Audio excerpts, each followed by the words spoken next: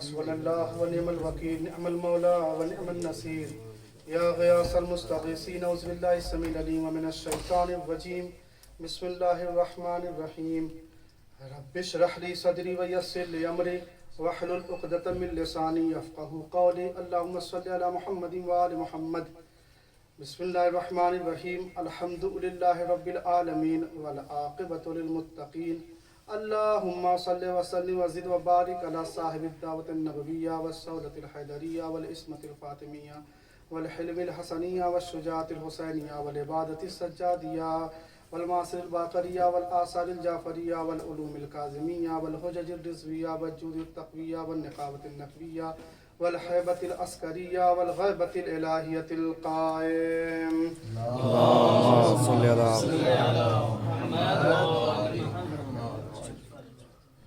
ولعنة الله على أعدائهم أجمعين أما بعد فقد قال الله تبارك وتعالى في القرآن المجيد وهو أصدق الصادقين وقوله الحق بالحق بسم الله الرحمن الرحيم يا أيها الذين آمنوا كتب عليكم الصيام كما كتب على الذين من قبلكم لعلكم تتقون صلوات پر محمد وآل محمد پہ اللهم صل على محمد وآل محمد.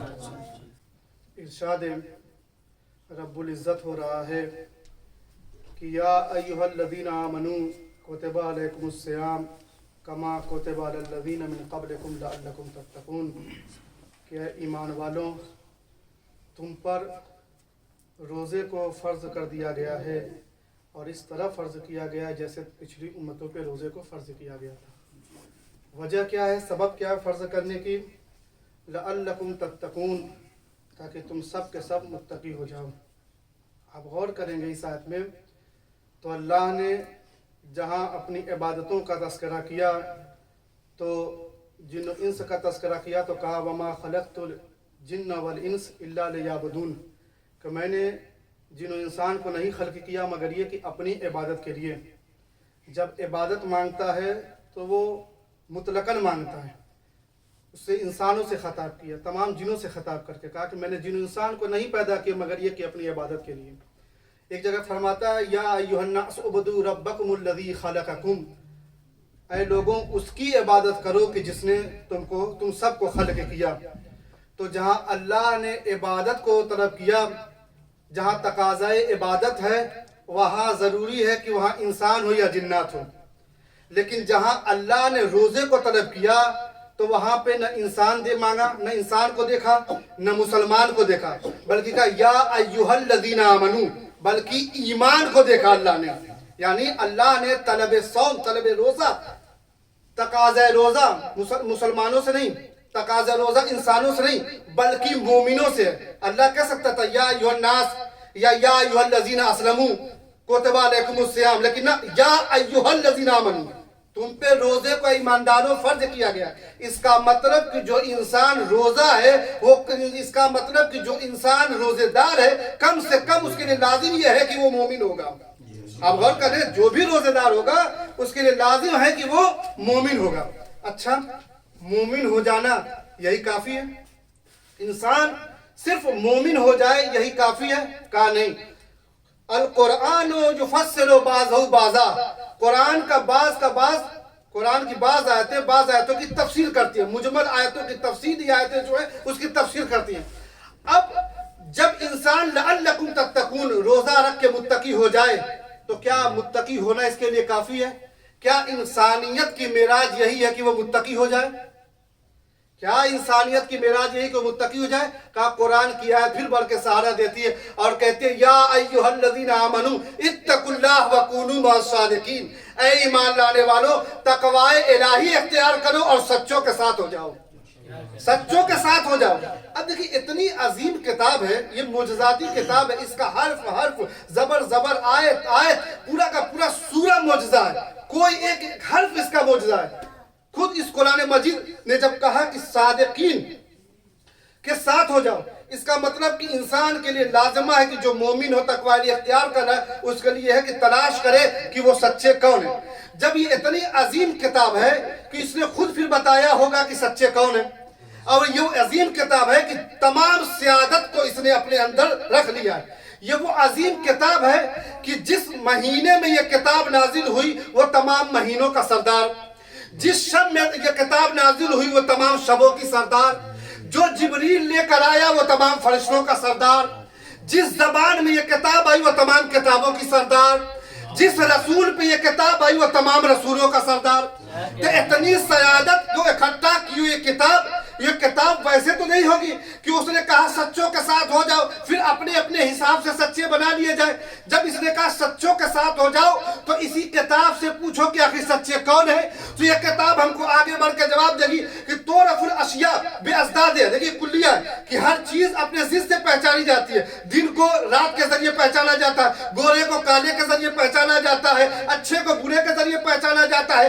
تو پھر اس کتاب سے پوچھئے کہ آخر سچے کون ہیں؟ کہا ایک میدان ہے، اس میں مباہلہ ہوگا، خدا کی ایک آیت نازل ہوگی فَمَنْ حَاجَّكَ فِيهِ مِنْ بَعْدِ مَا جَاءَكَ الْعِلْمُ فَقُلْ تَعَالَوْا نَدْعُوا أَبْنَاءَنَا وَأَبْنَاءَكُمْ وَنِسَاءَنَا وَنِسَاءَكُمْ وَأَنفُسَنَا وَأَنفُسَكُمْ ثُمَّ نَبْتَهِلْ فَنَجْعَلْ لَعْنَةَ اللَّهِ عَلَى الْكَاذِبِينَ کہ میرے حبیب علم آ جانے کے بعد بھی تم سے حجت کرتے تو کہو تم اپنے بیٹوں کو لاؤ، ہم اپنے بیٹوں کو لاتے ہیں، تم اپنی عورتوں کو لاؤ، ہم اپنی عورتوں کو لاتے ہیں، تم اپنے نفسوں کو لاؤ، ہم اپنے نفسوں کو لاتے ہیں، اور اس کے بعد مباہلہ کرتے ہیں اور جھوٹوں پر اللہ کی لعنت ہو۔ ابنانا کی جگہ حسن و حسین پیغمبر کے ساتھ چلے، انفسنا کی جگہ مولا کائنات چلے، نساؤنا کی جگہ جناب فاطمہ زہرا صلوات اللہ علیہ کے، ادھر قرآن کہہ رہا سچوں کے ساتھ ہو جاؤ، اور مباہلہ کے میدان میں بنجتن پاک کو پیغمبر نے کھڑا کر کے بتایا کہ جن سچوں کا ساتھ خدا نے مانگا ہے وہ یہی بنجتن پاک ہے۔ صلوات محمد والے محمد پہ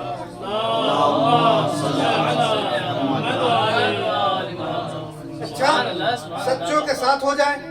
پھر کہا دیکھیں جب انسان سچوں کے ساتھ ہو جائے گا تو ہر وہ کام کرے گا، ساتھ کا مطلب کیا ہے؟ کسی پیچھے پہ چلنا نہیں، اس کے تمام اقوال کی اطاعت اور تمام افعال کی اتباع لازم ہے۔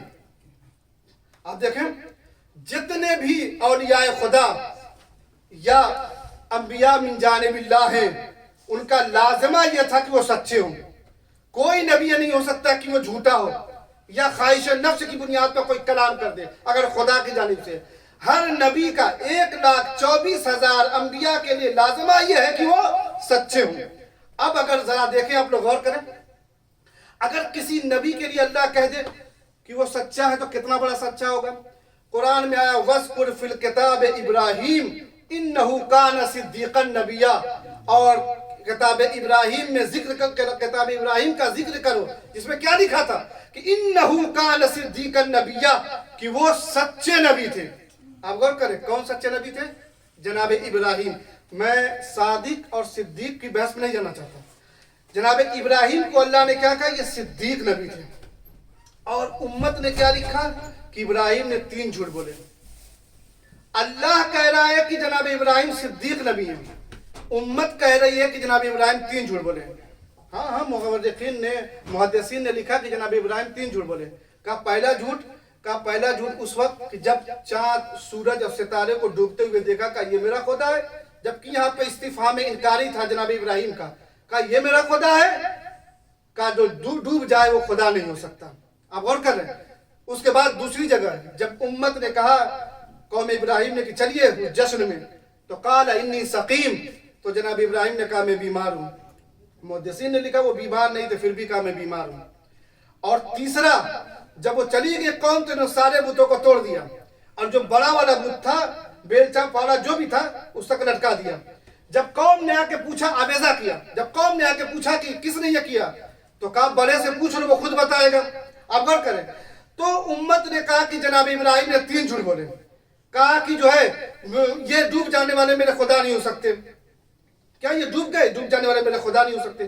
تو امت نے لکھا کہ ابراہیم نے 3 جھوٹ بولا، اور خدا قرآن مجید میں کہتا ہے کہ یہ صدیق نبی تھے، جبکہ خدا کا بنایا ہوا صدیق نبی اگر امت کی نگاہ میں 3 جھوٹ بول سکتا ہے تو امت کا بنایا ہوا صدیق کتنا جھوٹ بولے گا؟ امت کا بنایا ہوا صدیق کتنا جھوٹ بولے گا؟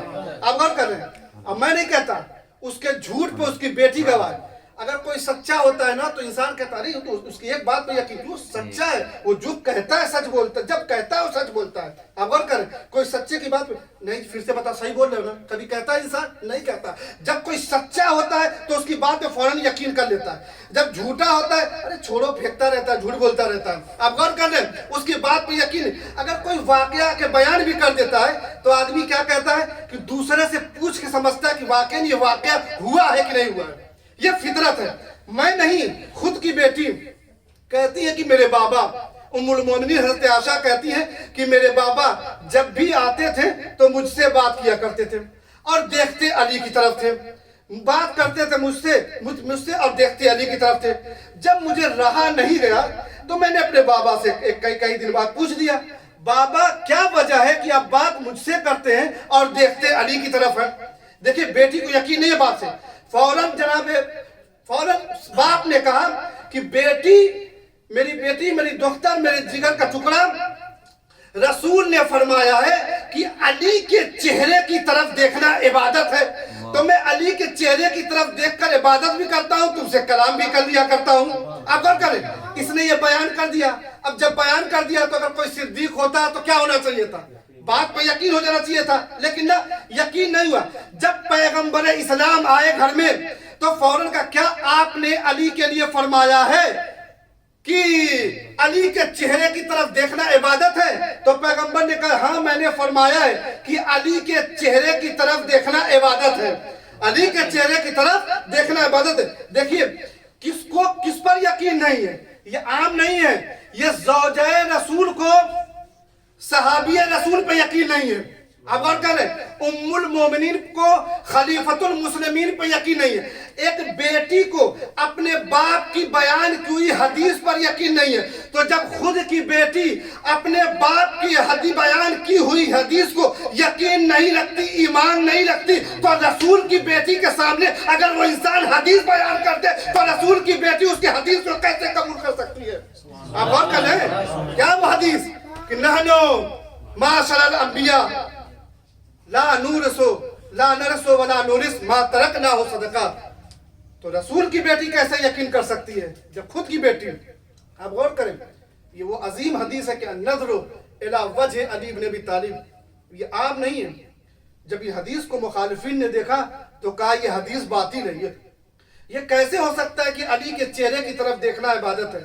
یہ لکھنے کے بعد ابن حسین نے نہایا میں اور نیچے خود واقعہ لکھتے ہیں کہ جب یہ جوان گزرتا تھا تو دیکھ کے کہتے تھے ما اجمل حاذا الفتى لا الہ الا اللہ، ما اکرم حاذا الفتى لا الہ الا اللہ، ما اعلم حاذا الفتى لا الہ الا اللہ، ما اسخى حاذا الفتى لا الہ الا اللہ. کتنا خوبصورت ہے یہ آدمی لا الہ الا اللہ، کتنا سخی ہے یہ آدمی لا الہ الا اللہ، کتنا قریب ہے یہ انسان لا الہ الا اللہ، کتنا عالم، کتنا بڑا عالم ہے یہ جوان لا الہ الا اللہ. آپ غور کریں، علی وہ ہے کہ اگر ان کی بیان کی پیغمبر نے اگر علی کے بارے میں اگر کوئی حدیث بیان کی ہے، اگر اس کے بارے میں اگر دشمن انکار کرتا ہے تو کم سے کم علی کی 4 فضیلتوں کو قبول کر لیتا ہے.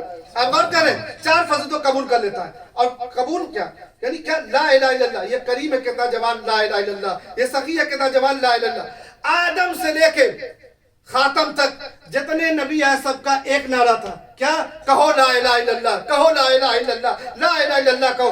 آدم ہے انہوں نے کہا لا الہ الا اللہ کہو، نوح ہے انہوں نے کہا لا الہ الا اللہ کہو، ابراہیم ہے انہوں نے کہا لا الہ الا اللہ کہو، موسیٰ ہے انہوں نے کہا لا الہ الا اللہ کہو. حتیٰ کہ آخری نبی نے بھی کہا یا ایھا الناس قولوا لا الہ الا اللہ تفلحوا، اے لوگوں کہو لا الہ الا اللہ کامیاب ہو جاؤ گے. یعنی 1,24,000 انبیاء نے جو کام زبان سے لیا ہے، علی نے وہ کام اپنے چہرے سے لے لیا ہے. اب غور کریں، اپنے چہرے سے لے لیا. صلوات پڑھیں محمد والے محمد پہ.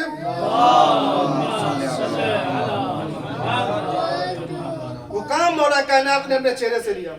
اچھا ہما شما ہر کوئی دیکھے گا تو علی کے چہرے کی طرف عبادت ہے. پیغمبر نے تو عام طور سے کہہ دیا کہ النظر الی وجہ علی بن ابی طالب عبادت، علی کے چہرے کی طرف دیکھنا عبادت ہے. تو ہر کوئی دیکھے گا تو عبادت ہے.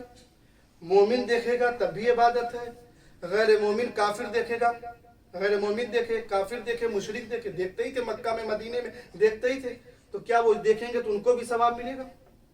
جبکہ پیغمبر کی حدیث مطلقاً ہے علی کے چہرے کی طرف دیکھنا عبادت ہے، تو کیا ہر کوئی دیکھے گا تو ثواب ملے گا؟ کہا نہیں، یہ ہو نہیں سکتا کہ ہر کوئی دیکھے اس کو ثواب ملے۔ کہا پھر؟ کہا دیکھیے لائٹ ہم سب کے گھروں میں آیا کرتی ہے، یہ لائٹ جب گیزر میں جاتی ہے تو پانی گرم کرتی ہے، اور یہی لائٹ جب فریزر میں جاتی ہے تو پانی کو ٹھنڈا کرتی ہے۔ کیا لائٹ میں کوئی نقص ہے؟ کہا نہیں، لائٹ میں کوئی نقص نہیں ہے۔ کیا فریز میں جاتی ہے تو کیا خوبی آ جاتی ہے، گیزر میں جاتی ہے تو نقص آ جاتی ہے؟ کیا ایسی بات مت کرے مولانا، ٹھنڈی میں تو یہی گیزر گرم ہوتا ہے مولویوں کے لیے، اب اور کریں۔ کہا پھر نقص کچھ نہیں ہوتا ہے۔ کہا پھر کیا ہے؟ کہا اصل بات یہ ہے کہ جس کا جیسا ظرف ہوتا ہے ویسے ہی لائٹ کام کرتی ہے۔ کہا لائٹ گیزر میں جائے گی تو پانی کو گرم کرے گی، یہی لائٹ اگر فریز میں جائے گی تو پانی کو ٹھنڈا کرے گی۔ کہا بس یہی چہرہ علی ہے، جس کا جیسا ظرف ہوتا ہے ویسا ہی اثر کرتا ہے۔ اگر مومن دیکھتا ہے تو اس کے عبادت میں زیادتی ہوتی ہے کہ پیغمبر نے فرمایا النظر الی وجہ علی بن ابی طالب، اور اگر منافق و کافر دیکھتے ہیں تو عذاب میں اس کے زیادتی ہوتی ہے کہ خدا کی سب سے بڑی نشانی دیکھ رہے ہو پھر بھی تم خدا کا انکار کر رہے ہو، خدا کی سب سے بڑی نشانی دیکھ رہے ہو پھر بھی انکار کر رہے ہو۔ صلوات پڑھیں محمد والے محمد پہ۔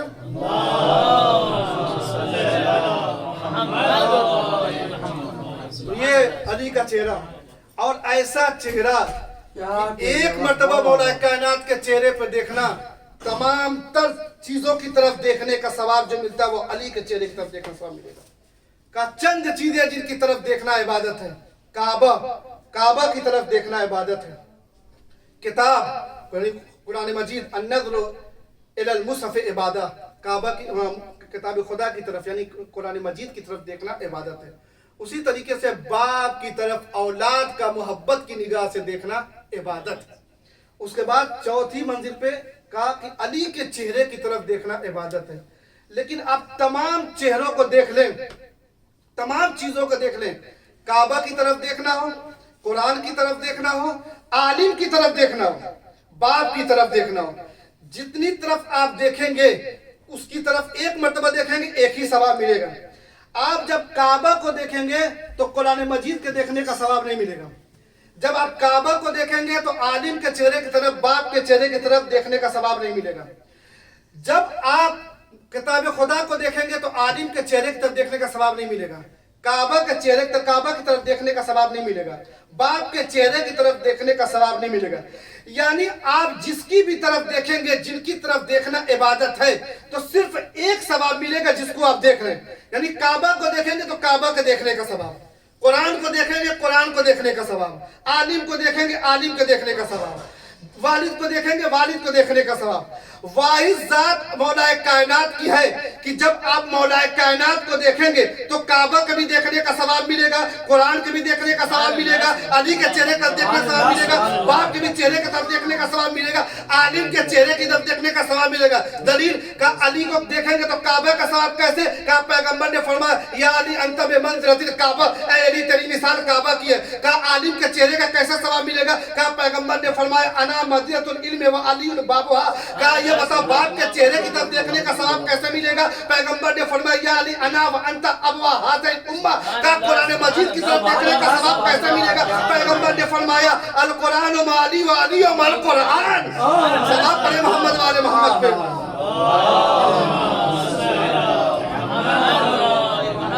اپنی بات میں نے ختم کر دی۔ علی کی چہرے کی طرف دیکھنا کعبہ کا بھی ثواب، قرآن کا دیکھنے کا ثواب، باپ کی طرف دیکھنے کا ثواب، عالم کے چہرے کے خود مولا کائنات کے دیکھنے کا ثواب۔ تو اللہ کا مطالبہ یہ ہے کہ سچوں کے ساتھ ہو جاؤ۔ اگر سچے نہ ہوگے، سچوں کے ساتھ نہ ہوگے تو تمہارا کوئی عمل قابل قبول نہیں۔ ہما شما کے عمل کی کیا حیثیت؟ جناب حر کا عقیدہ یہ۔ آپ دیکھیں کہ اگر آپ سچوں کے ساتھ نہیں ہوں گے تو آپ لاکھ کوشش کر لیں آپ جنتی نہیں ہو سکتے۔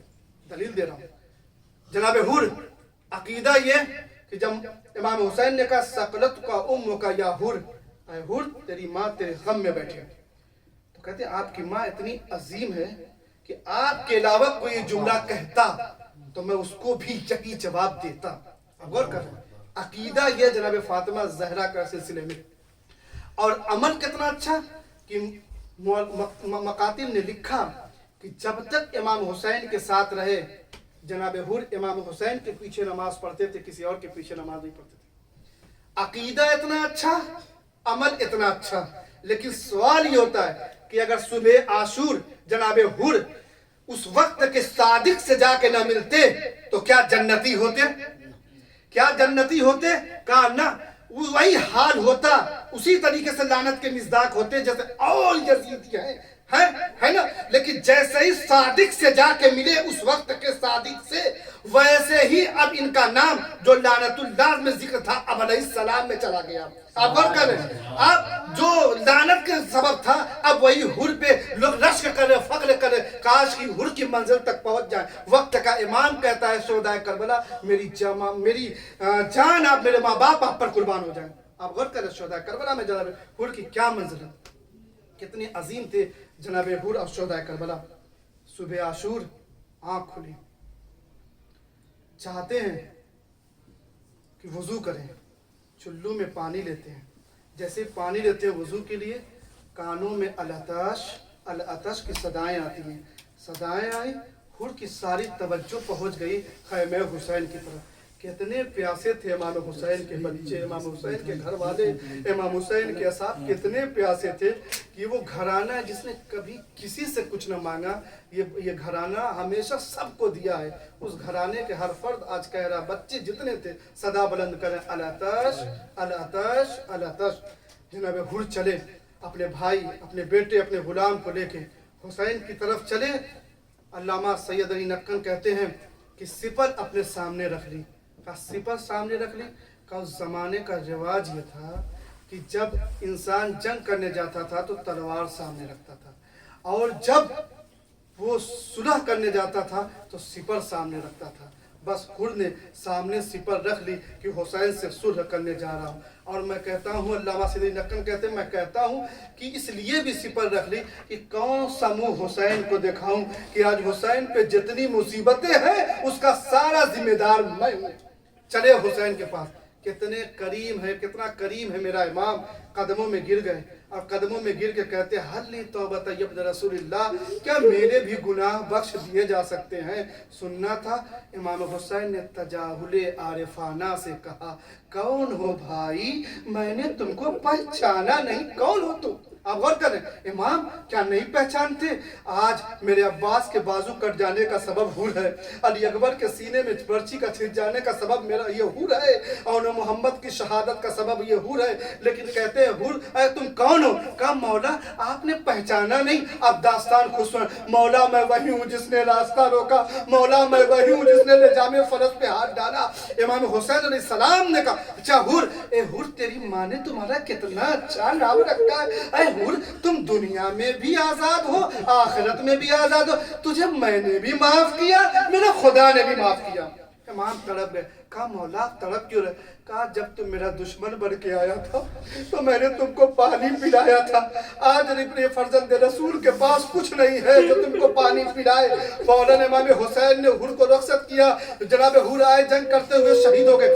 تمام آپ اسلامی جنگوں کو دیکھیں گے جو اہل بیت حضرات یا پیغمبر رہے یا امام تحریر رہے اس جنگ میں، تو آپ اس جنگ کا نظارہ یہ دیکھیے گا کہ تمام جنگوں میں پیغمبر کے گھر والے، امام کے گھر والے آگے تھے، لیکن کربلا کی وہ جنگ ہے کہ اصحاب آگے آگے اور امام کے گھر والے پیچھے پیچھے۔ کہا اس کی وجہ کیا ہے؟ کہا ایک تو وجہ یہ کہ اصحاب کہہ چکے تھے کہ اگر ہمارے ہوتے ہوئے آپ کے عزت و اقارب پہ کوئی آنچ نہ مولا۔ کہا دوسری وجہ، کہا جتنی بھی اس سے پہلے جنگ ہوئی ہے نا، کوئی بھی سپاہی پیاسا نہیں رہتا تھا۔ کربلا کی جنگ ایسی ہے کہ جتنے سپاہی امام حسین کے اصحاب ہیں سب کے سب پیاسے ہیں۔ کیا مطلب؟ کہا جو جتنا جلدی شہید ہو جائے گا اس کا امتحان اتنا جلدی ختم ہو جائے گا، جو جتنی دیر میں شہید ہوگا اس کا امتحان اتنا زیادہ رہے گا۔ کہا اگر یہ بات سمجھ میں آ جائے تو پھر حسین کی پیاس، اکبر کی پیاس، عباس کی پیاس، جب علی اصغر کی پیاس کا اندازہ لگے کس قدر پیاس ہے۔ پتہ ہے जवान कभी अपने बाप से कुछ मांगा नहीं करता, और वो बेटा जिसने कभी ना मांगा हो वो कैसे कुछ मांग दे। शर्म आती है कि मैं जवान हूँ अपने बाप से कुछ मांगू। वही जवान आके अपने बाप से कहता है, बाबा या बा अल अतश कद कतरनी, ए बाबा मुझे प्यास मारे डाल रही है, चंद कतरे आप मिले तो मैं बताऊं कि बनी हाशिम के जवान कैसे लड़ते हैं। हुसैन ने रुखसत किया, किस दिल से रुखसत किया मुझे नहीं मालूम। शबे जुमा है, आप जनाब अली अकबर का मसाज सुन ले, मुझे नहीं मालूम कि हुसैन ने किस दिल से जुदा किया। बस हुसैन अकबर आगे आगे, हुसैन पीछे पीछे। जैसे ही अकबर आगे बहुत दूर निकल गए, लेकिन हुसैन जमीन पे गिरे। उधर अकबर ने घोड़ा मोड़ा, शायद कोई गिरा, देखा कि मेरे बाबा जमीने करबला पे गिर गए।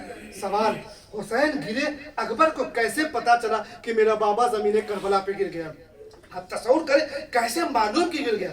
30,000 का लश्कर जो कम से कम मकातब में लिखा है, और उसमें 30,000 तो 30,000 तलवारें, सिपर, घोड़ों के हिननाने की आवाज, ऊंटों के चीखने की आवाज, बाजा बजाने वालों की आवाज, शोर गुगा करने वालों की आवाज, किस तरह हलचल रही हो। उधर दुश्मनों में जो फतह के नक्कारे बज रहे थे कि बस अकबर और हुसैन बाकी, इनको कत्ल करके हमने फतह कर लिया, उन सब की आवाज। इधर हुसैन गिरे, उधर अकबर ने जान लिया कि मेरा बाबा गिर गया। क्या इसकी वजह क्या है? कहा अल्लामा सैयद अली नक्कन कहते हैं 2 वजहों में से कोई एक वजह है। कहा क्या है? कहा पहली वजह यह है कि जब अकबर चले हैं ना तो सारी तवज्जो बाबा की तरफ थी। कैसी तवज्जो? कहा इससे पहले अकबर की तवज्जो शायद ये कि जब इससे पहले कोई शहीद जाता था, कासिम गए, अब्बास गए, और मोहम्मद गए, हुर गए, हबीब जैसा दोस्त गया, तो मेरे बाबा के पास मैं तो था, अब जब मैं आ गया तो मेरे बाबा के पास कोई नहीं है। क्या गुजरी होगी अकबर पे? शायद ये वजह हो, या दूसरी वजह अल्लामा सैयद अली नक्कन कहते हैं कि हुसैन जमीने करबला पे अकबर की जुदाई के सबब इतना तेज गिरे हैं कि वो अकबर की कानों तक आवाज है कि मेरा बाबा गिर गया। करीब गए, बाबा आपने तो मुझे रुखसत कर दिया था, फिर बाबा आप मुझे क्यों फिर पीछे पीछे आ रहे हैं? तरफ गए, इमाम ने बस एक जुमला कहा, साहब औलाद का मजमा, ए मेरे लाल काश के तुम सारे तो तुम जानते कि बाप के दिल में अपने लाल की किस कदर मोहब्बत होती है। हुसैन पे अकबर की जुदाई कितनी शाख थी, बताओ कितनी शाख थी अकबर के लिए, कितनी शाख थी अकबर की जुदाई, कितनी शाख थी। इमाम जाफर सादिक के पास एक शख्स आया, कहा मौला मर्द के लिए सबसे बड़ी खुशी क्या है? एक बाप के लिए। कहा उसका बाप, उसका बेटा उसके सामने जवान हो जाए, यही उसके लिए सबसे बड़ी सआदत है। कहा मौला फिर सबसे बड़ी बदबख्ती क्या है, सबसे बड़ी मुसीबत क्या है? कहा उस बाप के सामने उसका बेटा जवान हो जाए और आने जवानी में उसका बेटा मर जाए। अब और कर रहे हैं, इधर इमाम बयान कर रहे हैं, उधर जारो कतार और शायद इमाम को अकबर की याद आ गई हो। मैं कहूँगा मौला आपने सिर्फ अकबर को याद किया या निगाह में अकबर को रखा? जरा कल्बे हुसैन से पूछिए किस कदर हुसैन ने अकबर को रुखसत किया। कितना हुसैन चाहते थे अकबर को कि वो चीजें जो किसी शहीद की शहादत पे न हुआ वो जनाब अली अकबर की शहादत हुआ। बताऊं 57 साल के इमाम हुसैन थे, लेकिन इमाम हुसैन की रिशे मुबारक भी काली थी कि स्याह थी, सर के बाल भी स्याह थे। लेकिन जब ये कटा हुआ सर इमाम हुसैन का ये निजात के दरबार में पहुंचा, जैसे निजात ने सर हुसैन को देखा, कहा हुसैन बड़ा जल्दी बुढ़ापा आ गया। जनाब ज़ैनब कुबरा आगे बढ़ी और बढ़ के कहती, अरे ये बुढ़ापा मेरे भाई को, मेरे बेटे अली अकबर की जुदाई के सबब आया है। हम गौर करें किस कदर हुसैन चाहते थे, इधर हुसैन की चाहत उधर अकबर की चाहत। जैसे ही घोड़े से जमीन पर आए, एक जवान के लिए नंगो आर है कि वो अपने बूढ़े बाप को मदद के लिए बुलाए, फौरन सलाम पलटा। ये मोहब्बत का सबब था। कहा या अबता हो अलैका मिन्नी सलाम, मेरे बाबा मेरा आखिरी सलाम कबूल कीजिए। उधर हुसैन ने आवाज सुनी, इस सलाम का मतलब क्या है? उलमा लिखते इस सलाम का मतलब यह है कि जहां हो वहीं से जवाब दे दो, आने की जरूरत नहीं है। अकबर जानते हैं, नरगा दुश्मन का लश्कर है, घेरे हुए हैं, मेरा बाबा तन्हा है, लाशों पे लाशें उठा चुका है, प्यासा है, कैसे मेरी मदद को आएगा। लेकिन वो हुसैन जो हुर के लाशे पर गए हो, वो हुर जो हबीब के लाशे पर गए हो, वो हुसैन जो हुर के लाशे पर गए हो, वो हुसैन जो हबीब के लाशे पर गए, वो हुसैन जो हर एक शहीद के लाशे पर गए हो, वो अकबर के लाशे पर कैसे न जाते। बस एक आवाज बुलंद की, ये मेरे लाल, तेरी इस आवाज ने मेरी आंखों की बीनाई ले गई। उसके बाद हुसैन करबला में चल रहे हैं, गिरते हैं, उठते हैं और एक आवाज बुलंद करते हैं, आईना अली अकबरा, आईना अली अकबरा। यहाँ तक कि वो अली अकबर के करीब पहुंचे, जो करीब 2 तरह की मकतब मिलता है, एक तो ये कि शहीद हो गए, और जो हिंदुस्तानी मकतब है वो लिखते हैं कि हुसैन पहुंचे अकबर के पास, देखा कि अकबर एरिया लगा रहे, किस कदर इमाम हुसैन साबिर है, इमाम हुसैन बैठ गए और कहा होगा बाबा बाबा दर खैबर का उखाड़ना बड़ा आसान है, जवान के सीने से बर्छी का फल निकालना बहुत मुश्किल है। कितना मुश्किल था हुसैन के लिए बताऊं, एक हुसैन का दिल था, एक अकबर का दिल था। शायर कहता है बर्छी का फल संभाल के मौला निकालना मुश्किल है, एक वक्त में 2 दिल संभालना मुश्किल है, एक वक्त में 2 दिल संभालना। और जो या अली कह के अली अकबर के सीने से पर्ची की अली निकाली होगी, मुझे नहीं मालूम क्या मंजर था। बस शायर ने कहा किनारे पाए अकबर हट गई है, दूर तक मिट्टी, जमीन कहती है मक्तल की कि दम निकला है मुश्किल से। अरे हुसैन खड़े हो गए, हाथों को मलते थे, एक आवाज बुलंद करते थे, या बुनैया अला दुनिया बाद कदाफा, इन्ना लिल्लाहि व इन्ना इलैहि राजिऊन। अल्लाहुम्मा सल्ली अला मुहम्मद व अला मुहम्मद, अल्लाहुम्मा सल्ली अला मुहम्मद व अला मुहम्मद, अल्लाहुम्मा